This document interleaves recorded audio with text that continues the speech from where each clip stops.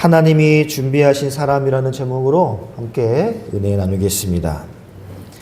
지난주에 이어서 오늘 스데반 이야기를 계속 살펴보려고 하는데요. 스데반이 지금 산헤드린 공회에 둘러싸여서 재판을 받고 있습니다. 사람들이 스데반을 향해서 거짓으로 모함을 했습니다. 이 사람이 모세를 비방한다. 이 사람이 율법을 무시한다. 네, 스데반은 오히려 오늘 본문에서 이렇게 이야기를 해요. 당신들이 모세를 안다라고 하지만 사실은 당신들은 모세를 제대로 이해하지 못했습니다 라고 이야기하고 있습니다. 그리고 모세의 이 생애를 통해서 한 가지를 이야기하고 있어요. 하나님이 보내신 구원자는 늘 사람들에게 적대당하고 거절당했다라는 사실을 말하고 있습니다. 요셉도 모세도 그리고 예수 그리스도도 그러했어요. 그러므로 오늘 본문은 단순한 모세의 이야기가 아니라 예수 그리스도를 예표하는 모세의 이야기입니다. 동시에 그렇게 사람들이 이 모세를 거부하고 예수를 거부해도 하나님이 어떻게 구원 역사를 이루어 가셨는가를 보여주는 본문이 되겠습니다. 20절을 보겠습니다. 그때 모세가 났는데 하나님 보시기에 아름다운지라 그의 아버지의 집에서 3달 동안 길렀다라고 기록을 하고 있습니다. 자, 모세에 대한 설교를 하면서 스데반이 왜 모세의 외모로 시작을 했을까요? 여러분, 성경은 사람의 외모를 평가하지 않습니다. 특별한 목적이 있지 않는 한 외모에 대한 언급을 안 한단 말입니다. 성경이 모세를 뭐라고 언급하고 있습니까? 아름다웠다라고 이야기합니다. 단순히 얼굴이 예뻤다를 말하는 게 아니에요. 아름답다라는 이 원어의 뜻이 품위가 있고 특별하고 눈에 띄는 존재라는 뜻인데, 그런데 이게 사람이 보기에 그런 게 아니라 스데반이 뭘 덧붙였어요? 하나님이 보시기에 그랬다라는 겁니다. 사람이 볼 때 품이 있고 사람이 볼 때 특별하고 사람이 볼 때 눈에 띄는 게 아니라 하나님이 보시기에 그랬다라는 거예요. 하나님이 보시기에 아름다웠던 겁니다. 여러분, 이 표현은요, 구약에서도 특별한 사람을 부르실 때 종종 나타나는 방식이에요. 하나님이 어떤 사람을 어떠한 특별한 목적을 위해 세우실 때 먼저 하나님의 시선이 그 사람에게 머무는 것입니다. 여기서 우리는 히브리서 11장을 함께 생각해야 돼요. 11장 23절 함께 읽어보겠습니다. 믿음으로 시작. 믿음으로 생활했을 때 그 본어와 아름다운 하나님을 보고 3달 동안 숨겨 임금의 명령을 무서워하지 아니하였으며. 네, 보십시오. 히브리서 역시 같은 사건을 설명합니다. 근데 중요한 거는요, 이 아름다운 모세를 숨긴 이 행동을 히브리서 기자는 뭐라고 평가하고 있습니까? 믿음의 행동이다라고 평가하고 있습니다. 믿음의 행동. 여러분 생각해 보세요. 당시 바로의 명령은 절대적이었습니다. 사내 아이가 태어나면 무조건 죽여야 하는 게 법이었습니다. 그런데 모세의 부모님은 목숨을 걸고 아이를 숨깁니다. 그 이유가 뭐냐면 단순히 예뻤기 때문이 아니에요. 이 아름다웠다라는 것은 스데반의 설교에 의하면 하나님의 시선에서입니다. 여러분, 예뻐서 숨긴 게 아니에요. 히브리서는요, 이 숨긴 행동을 믿음의 행동으로 평가합니다. 그럼 믿음이 무엇입니까? 눈에 보이는 현실보다 하나님을 더 의지하는 걸 믿음이라고 이야기하는 거예요. 모세의 부모님은 하나님께서 이 아이를 통해 행하실 일을 알고 있었고 기대하고 있었습니다. 어떻게 그런 확신을 가졌는가는 성경이 분명히 말하진 않지만 분명한 거는 하나님을 향해 그들은 믿음을 가지고 있었다는 거예요. 여기서 여러분, 우리는 하나님의 섭리를 기억해야 됩니다. 하나님의 구원은요, 결단코 우연히 일어나지 않아요. 모세가 태어난 것도 우연이 아닙니다. 그가 왕궁에 들어간 것도 우연이 아니에요. 전에 제가 한번 설교 드린 적이 있는데 이 모세를 물에서 건져낸 이 여자는 정치적인 이유 때문에서라도 아들이 필요했던 상황입니다. 모세가 강물에 버려지고 흘러가는데 마침 그때 그녀가 당장 아들이 필요한 그녀가 목욕하러 나온 거예요. 우연이 아닙니다. 애굽의 학문을 배우게 된 것도 우연이 아니며 광야에서 40년 동안 시간을 보내게 된 것도 우연이 아니에요. 이 모든 게 하나님의 자비한 손길의 결과였다는 말입니다. 여러분, 우리는 흔히 출애굽하면은 하나님의 역사 떠올리죠. 그런데 출애굽하는 것만 하나님의 역사로 생각하는 경향이 있어요. 그러나 여러분, 하나님은 출애굽 하루 전에 그 하루 전 6월절에 그때만 일하신 게 아니에요.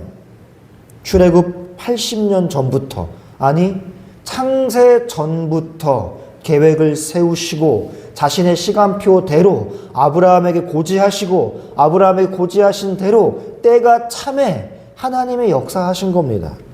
모세가 태어나기 전에도 하나님은 일하고 계셨고 태어난 후에도 모세가 왕궁에 들어갔을 때에도 광야에서도 하나님은 단 한순간도 쉬지 아니하시고 일하고 계셨던 거예요. 우리도 마찬가지예요. 우리는 하나님께서 어느 날 갑자기 우리 삶에 개입하신다라고 생각하기 쉽습니다. 그렇지 않아요.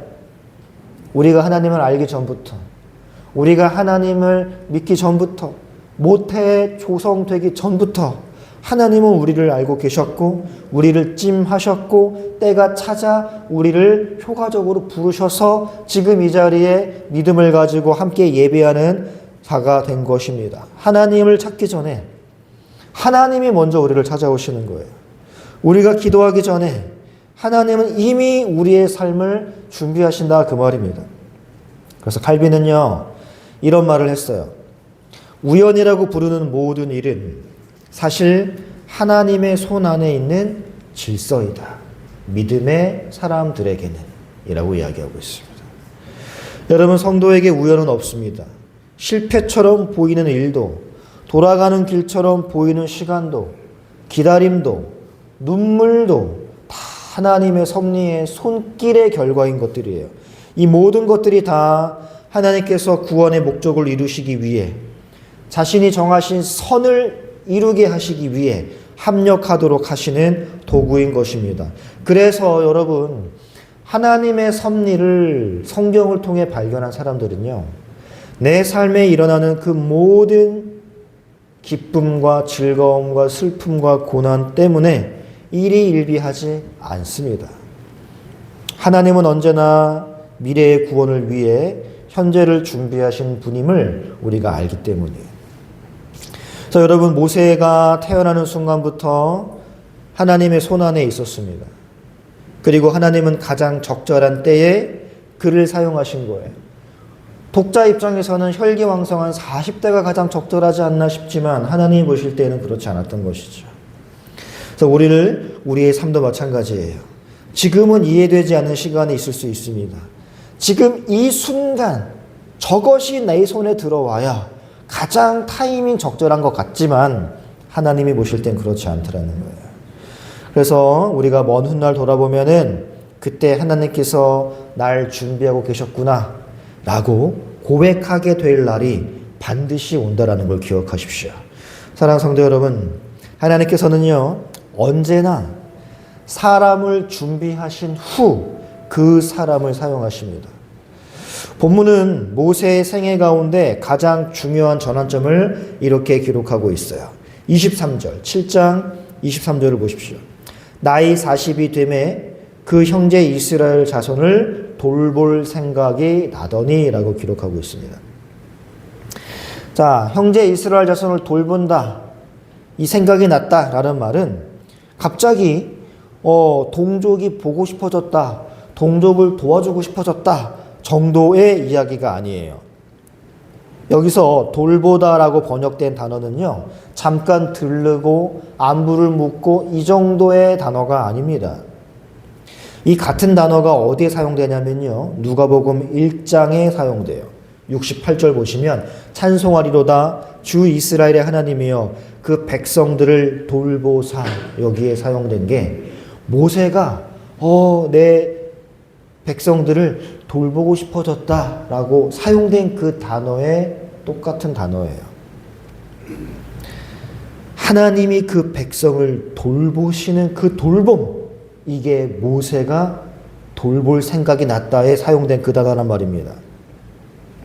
또 여러분 누가복음 7장에는요. 나인성 과부의 아들을 살리신 후에 사람들이 이렇게 외치죠. 7장 16절 함께 읽어보겠습니다. 시작.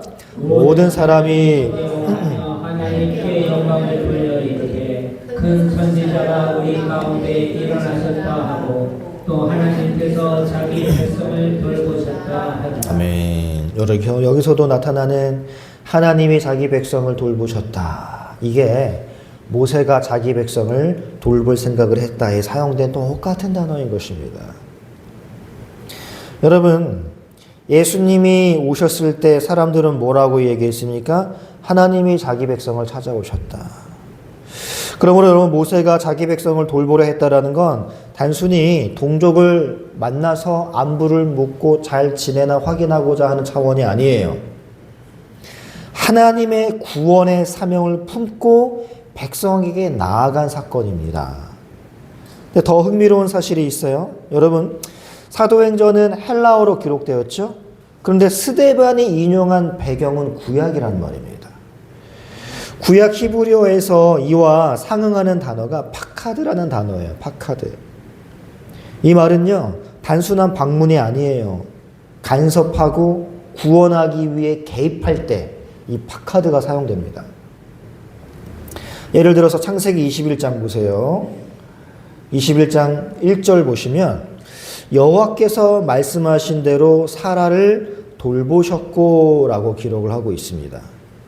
그래서 돌보셨고가 바로 파카드예요. 파카드. 하나님은 사라를 기억만 하신 게 아니라 약속을 위해 찾아오신 것이죠. 또 출애굽기 3장에 보시면요. 16절에 하나님이 모세에게 이렇게 이야기를 합니다. 너는 가서 이스라엘의 장로들을 모으고 그들에게 이르기를 여호와 너의 조상의 하나님 곧 아브라함과 이삭과 야곱의 하나님이 내게 나타나 이르시되 내가 너희를 돌보아 너희가 애굽에서 당한 일을 확실히 보았노라. 여기서도 내가 너희를 돌보아, 이 똑같은 단어가 파카드가 사용됩니다. 그러니까 이스라엘이 고통 가운데 있을 때 하나님은 단순히 멀리서 방관만 하지 않으셨습니다. 직접 찾아가셨고 개입하셨고 구원을 위해 일하셨어요. 그러니까 모세는 지금 하나님의 이 사명을 자기가 감당한다라고 생각하고 간 거거든요. 그래서 따라서 스데반은 의도적으로 이 단어를 사용한 거예요. 모세는 하나님의 이 찾아오심, 파카드라는 단어를 실행한 사람으로 보고 있는 것입니다. 그리고 여러분, 이 파카드라는 단어가 신약에서 어떻게 사용되냐면 바로 감독에 사용되는 단어예요. 감독. 이 구약의 하나님의 찾아가심, 구원을 위해 개입하심에 해당한 이 단어가 신약에 가서는 어떻게 번역이 되느냐? 감독이라는 단어로 번역이 된단 말입니다. 그래서 디모데전서와 디도서에서 교회의 직분 말할 때 등장하는 단어죠. 자, 여러분, 베드로전서 5장 2절 보시면 너희 중에 있는 하나님의 양 무리를 치되, 여기서 치다가 파카드가 번역된 단어예요. 그리고 여기서 이제 감독의 자격을 이야기할 때 양 무리를 치는 사람으로 이야기를 하죠. 여러분, 목자는 양을 지배하는 사람이 아니라 양을 치는 사람이어야 됩니다. 양의 존재를 살피는 사람, 그들의 상처를 확인하고 길을 인도하고 잘못된 길이면 그들을 올바른 길로 인도하는 자, 그게 감독이거든요. 근데 이 단어가 모세에게 사용된 거예요. 스데반이 의도적으로 그렇게 배치를 하는 것이죠. 그래서 여러분, 모세는 이스라엘을 이용하려는 사람이 아니라 이스라엘을 위해 자신을 내어주는 목자와 같은 사람으로 비춰지게 하기 위해서 의도적으로 스데반이 단어를 선택한 것으로 보입니다.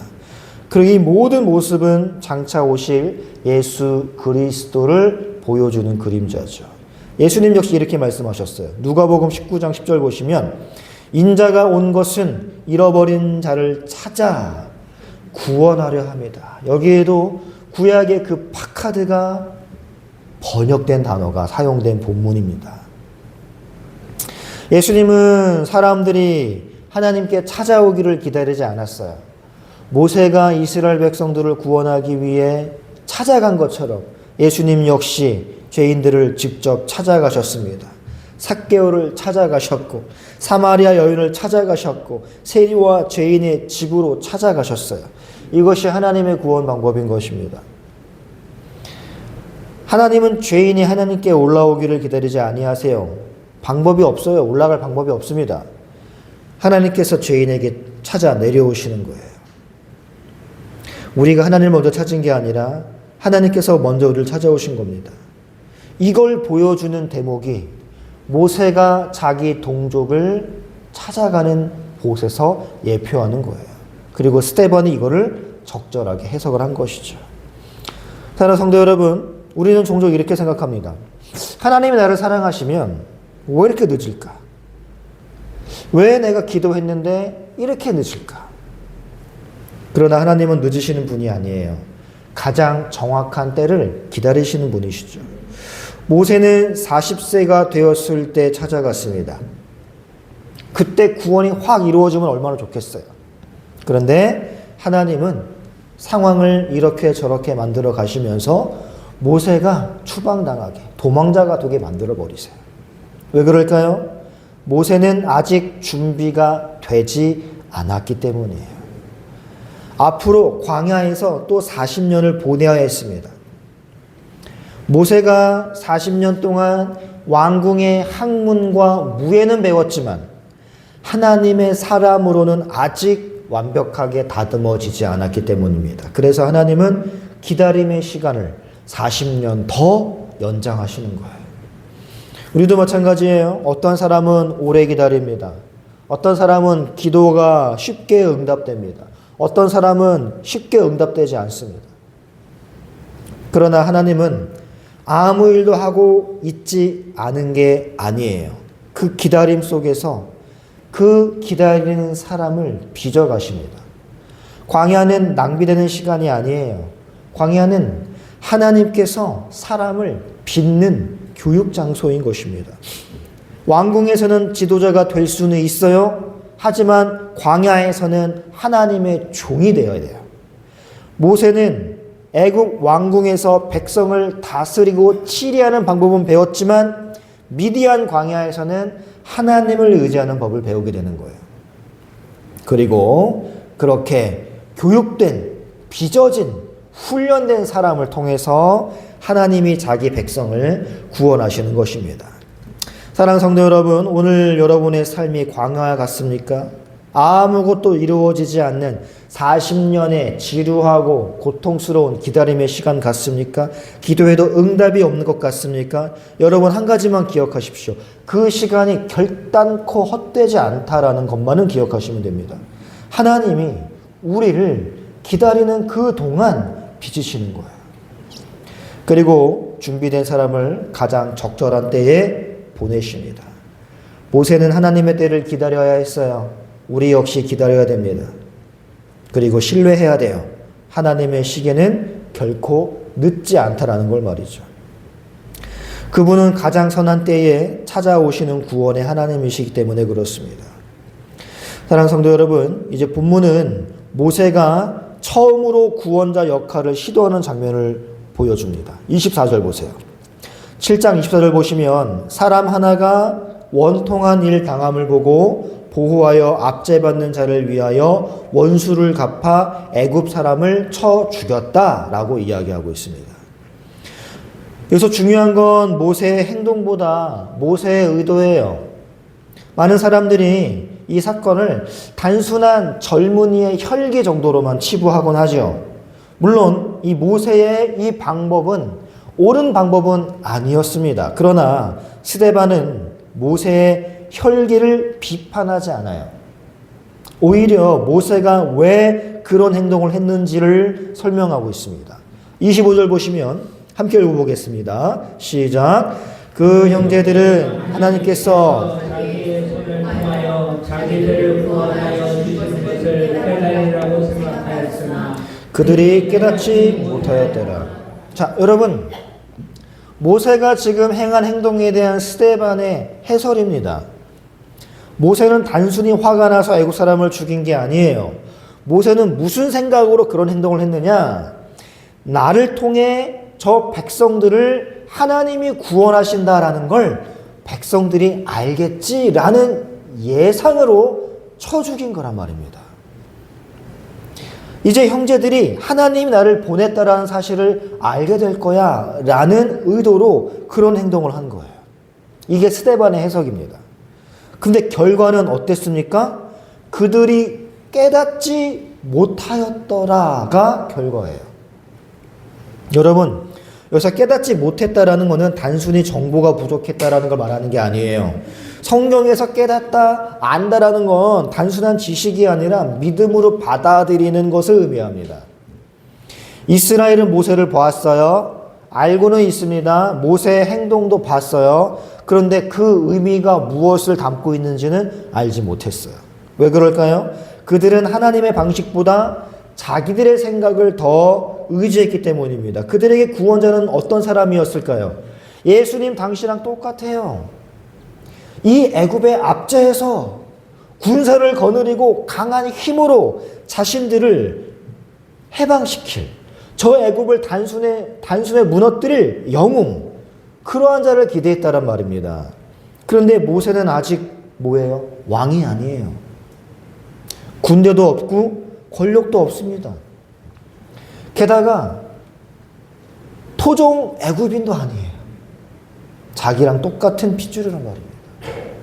그러니까 애굽에서 저 사람이 입지가 얼마나 튼튼할까 의심이 가겠죠. 그래서 그들은 모세를 하나님의 사람으로 인정하지 않았습니다. 하나님이 구원자를 보내신다면 저 애굽을 무찌를 만한 구원자를 보내셨겠지라고 생각했을 겁니다. 예수님 시대도 마찬가지예요. 예수님이 거절당한 이유도 똑같지 않습니까? 당시 사람들이 메시아를 기다렸어요. 근데 막상 메시아가 왔을 때 뭐 했어요? 난 당신 필요하지 않아 라고 모세랑 똑같은 반응을 했단 말입니다. 왜 그럴까요? 자기들이 예상한 모습이 아니기 때문이에요. 자기들이 기대한 모습이 아니기 때문입니다. 다음날 모세는 또 다른 장면을 마주하죠. 이번에는 애굽 사람이 아니라 이스라엘 사람끼리 다투고 있네요.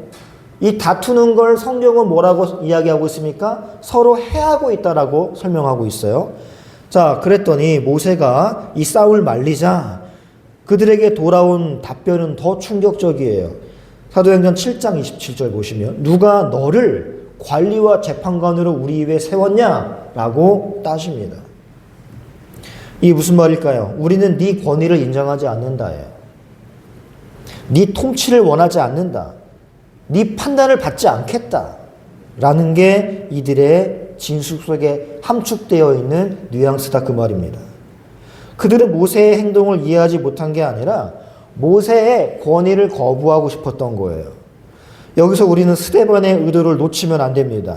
스데반은 지금 사내들인 공회 앞에서 재판을 받고 있습니다. 그리고는 그는 이렇게 말하고 있는 거예요. 당신들의 조상도 모세를 거절했습니다. 내가 모세를 거절했다고요?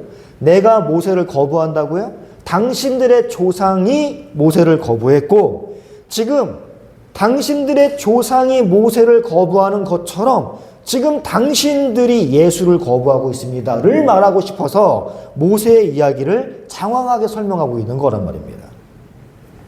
그리고 35절에서 스데반은 이 사실을 더 분명히 말을 하죠. 35절 보겠습니다. 말하되 누가 너를 관리와 재판관으로 세웠느냐 하며 거절하던 그 모세를 하나님은 가시나무 떨기 가운데서 보이던 천사의 손을 통하여 관리와 속량하는 자로 보내셨으니 자, 두 가지가 대립되죠. 거절하던 모세를 하나님이 보내셨다. 이게 핵심이에요. 이게 핵심입니다. 사람들이 거절한 사람을 하나님은 구원자로 세운 거예요. 예수님과 똑같아요. 사람들이 인정하지 않은 사람을 하나님이 지도자로 높이셨습니다. 이게 하나님의 방식이에요. 사랑하는 성도 여러분, 그래서 모세는 예수 그리스도를 가리키는 예표다라고 이야기하는 거예요. 예수님도 동일한 길을 걸으셨죠. 요한복음 1장 11절 보시면 예수님에 대한 설명입니다. 자기 땅에 오매 자기 백성이 영접하지 아니하였으나. 모세를 거부한 사람과 똑같지 않습니까? 자기 백성을 찾아왔어요. 그러나 자기 백성이 거절합니다. 누가 너를 관리와 재판관으로 세웠느냐? 저 십자가 못 박아 치워버려라 라고 말이죠. 주인이 종들을 보냈어요. 그랬더니 포도원 농부들이 어떻게 했어요? 때렸습니다. 아들을 보냈어요. 어떻게 했어요? 죽였어요. 왜 그럴까요? 종과 아들이 기분 나빠서 아니에요. 주인의 싫은 거예요. 주인의 권위를 인정하기 싫은 거예요. 죄인은 언제나 하나님의 통치를 싫어합니다. 죄는 단순히 나쁜 마음을 먹고 나쁜 행동을 하고 이걸 말하는 게 아니에요. 죄의 본질은 뭐냐? 하나님이 내 삶의 왕이 되는 걸 거부하는 겁니다. 그래서 죄라는 양상이 나타나는 거예요. 그래서 사람들은 예수를 십자가에 못 박아 버렸습니다. 왜 그럴까요? 자신의 왕이 되는 걸 원치 않기 때문이죠.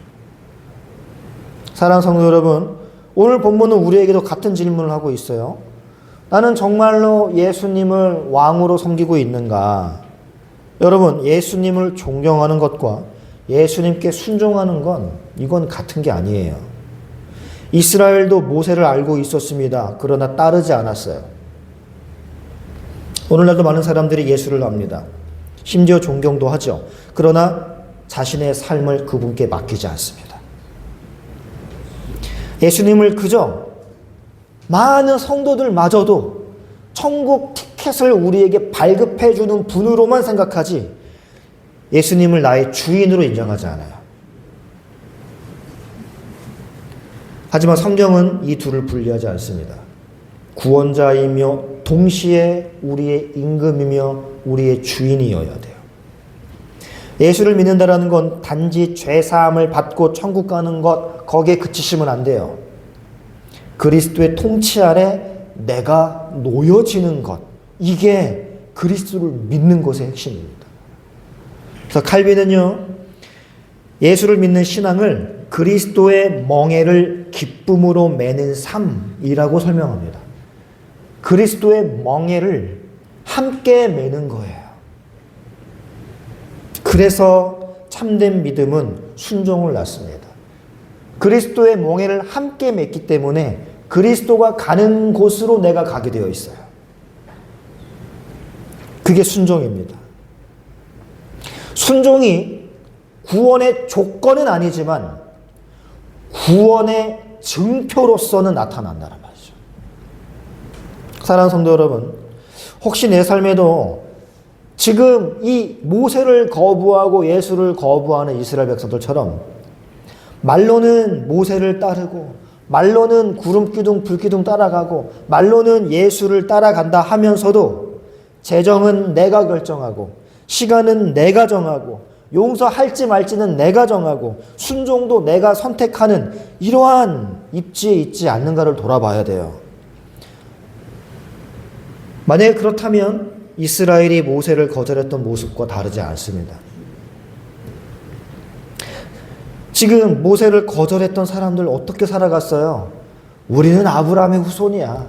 성전이 여기 있어. 그러므로 구원은 따놓은 당상이야. 이런 마음가짐 가지고 살지 않았습니까? 여러분, 참된 믿음은 예수님을 구원자로만이 아니라 주님으로, 왕으로 모시고 살아가는 것을 말합니다. 그분이 말씀하시면 순종하고 멈추라 하시면 멈추고 가라 하시면 가는 거예요. 인간관계 속에서 말씀이 참아라 라고 우리에게 말씀하셨다면 참는 겁니다. 복수하지 않는 거예요. 그게 제자의 삶이에요. 이제 마지막 장면을 살펴보겠습니다. 모세는 애굽 사람을 죽인 다음 날 또다시 자기 백성에게 찾아갔죠. 근데 이번에는 어떤 형국이냐? 전날에는 애굽 사람이 이스라엘 사람을 해하는데 오늘은 이스라엘 사람이 이스라엘 사람을 해하고 있네요. 26절 보세요. 이튿날 이스라엘 사람들이 싸울 때에 모세가 화해시키고자 하여 이르되 여러분 형제인데 어찌하여 서로 해하느냐. 단순한 다툼이 아니었다는 말입니다. 서로가 서로를 해하는 싸움이었단 말이에요. 중요한 단어 해하다입니다. 여러분, 이 해하다라는 게 단순한 헐트를 말하는 게 아니에요. 성경에서 이 해하다라는 단어가 적용되는 곳이 대부분 어떤 의미로 사용되느냐? 불의를 행하다라는 뜻으로 사용됩니다. 조금 더 확장하면 하나님의 공의를 거스르다라는 쪽으로 해석되는 게 이 해하다라는 단어예요. 다시 말해 두 사람의 싸움은 단순한 싸움이 아니에요. 서로가 서로에게 불의를 행하고 있었단 말입니다. 여기서 주목해야 될 사실이 있죠. 어제는 애굽 사람이 그랬는데 오늘은 동족이 그러고 있어요. 이게 스데반이 강조하려는 부분이에요. 여러분, 이스라엘은 애굽의 압제를 미워했습니다. 그러나 정작 그들은 애굽이 행하던 그 죄를 자기들이 반복하고 있다는 걸 보여주고 있는 거예요. 압제받던 사람이 이제 압제하는 사람이 되어버렸습니다. 피해자가 이제 가해자가 되어버린 거예요. 이게 죄의 무서움이죠. 죄는 환경만 바뀌면 사라지는 게 아니에요. 인간의 마음속에 있기 때문에 그렇습니다. 그러니까 왜 그들이 모세를 알아보지 못했는지, 모세를 거부했는지 이유가 명확해지는 구절이 되겠죠. 그들의 죄 때문인 것입니다. 죄 때문에 깨닫지 못한 거예요. 예수님도 마찬가지잖아요. 어두움에 빛이 비쳤는데 깨닫지 못한 거예요. 뭐 때문입니까? 죄 때문이에요.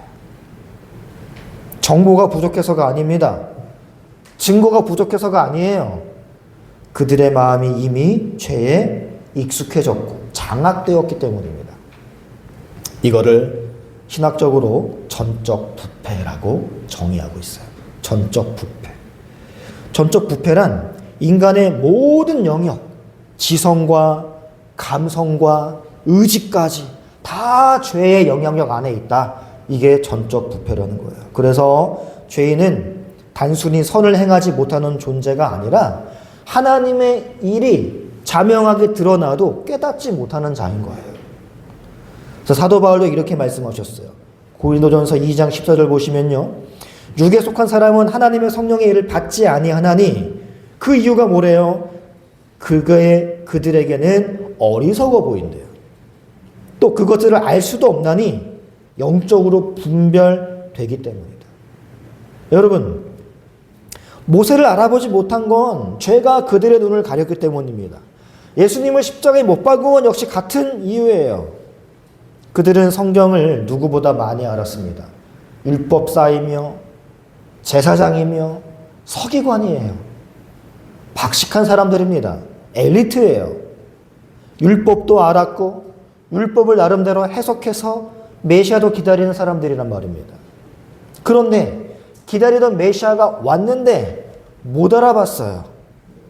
왜일까요? 죄가 눈을 가렸고 그들의 판단력을 왜곡해서 정치적 왕적 메시아를 기다리게 만들었기 때문입니다. 모세가 왔음에도 깨닫지 못하고 거부한 그들과 매한가지로 말이죠. 사랑하는 성도 여러분, 이제 우리는 오늘 스데반이 왜 이렇게 아브라함 다음에 모세 이야기를 이렇게 길게 하는지 이해가 될 법합니다. 스데반은 과거를 말하는 게 아니라 현재를 말하고 있어요.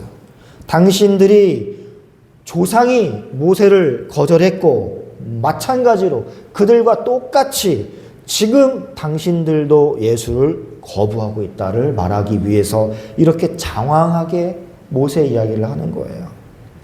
그들의 죄를 너희들도 지금 반복하고 있다를 말하고 싶은 거죠. 조금 뒤에 이제 스데반은 결국 이렇게 외칩니다. 오늘 우리가 읽지 않았지만 51절에 보시면요. 목이 곧고 마음과 귀에 할례를 받지 못한 사람들아 너희도 너희 조상과 같이 라고 이야기하죠. 성령을 거스른도다. 이게 스데반의 설교의 결론인 것입니다. 문제는 그들의 마음이고 죄악이라는 거예요. 사랑하는 성도 여러분, 우리는 어떻습니까? 그렇다면 우리도 하나님의 말씀을 들으면서 순종을 미루고 있지는 않는가? 하나님의 뜻보다 내 경험, 내 예상, 내가 원하는 그 어떤 것을 더 바라고 신뢰하고 원하지는 않는가? 회개해야 할 죄를 붙잡고 있으면서도 하나님께서 은혜를 주시지 않는다라고 원망하지는 않는가? 이거를 돌아봐야 됩니다. 죄는요, 언제나 영적 시력을 흐리게 만들어요. 하나님이 우리에게 뭔가를 응답해 주셨는데 이건 하나님의 응답이 아니야 라고 거부하게 만듭니다. 그게 죄 때문이에요. 내가 이게 하나님의 응답이야 라고 규정해 놓은 게 있단 말이죠. 죄의 욕심대로.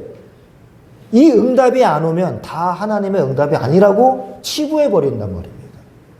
죄 때문이에요. 그래서 우리는 영의 눈을 떠야 돼요.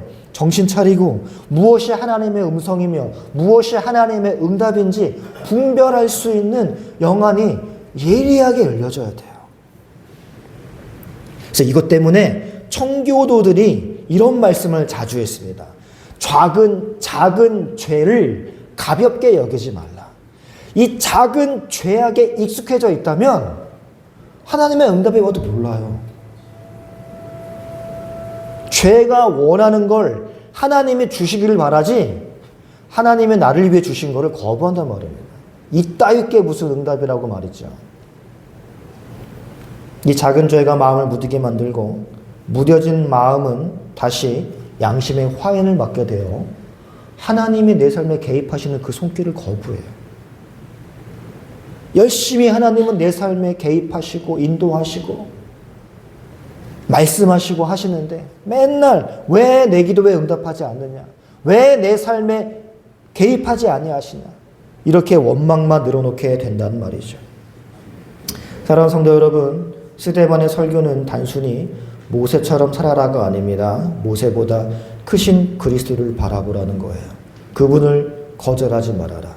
그분의 통치 아래 기쁨으로 순종하라. 이것이 본문의 중심 메시지입니다. 사랑하는 성도 여러분, 혹시 하나님이 여러분의 삶을 준비하고 계십니까? 그렇다면 조급해하지 마십시오. 모세도 80년을 준비하며 기다렸습니다. 혹시 하나님께서 여러분을 찾아오고 계시는지 잘 알 수 없습니까? 그럴 때 내가 반복되고 있는 죄가 무엇인지 한번 돌아보셔야 돼요. 내가 그 음성을 혹시 외면하고 있지는 않은지 예리하게 말씀과 기도 시간에 살펴봐야 됩니다.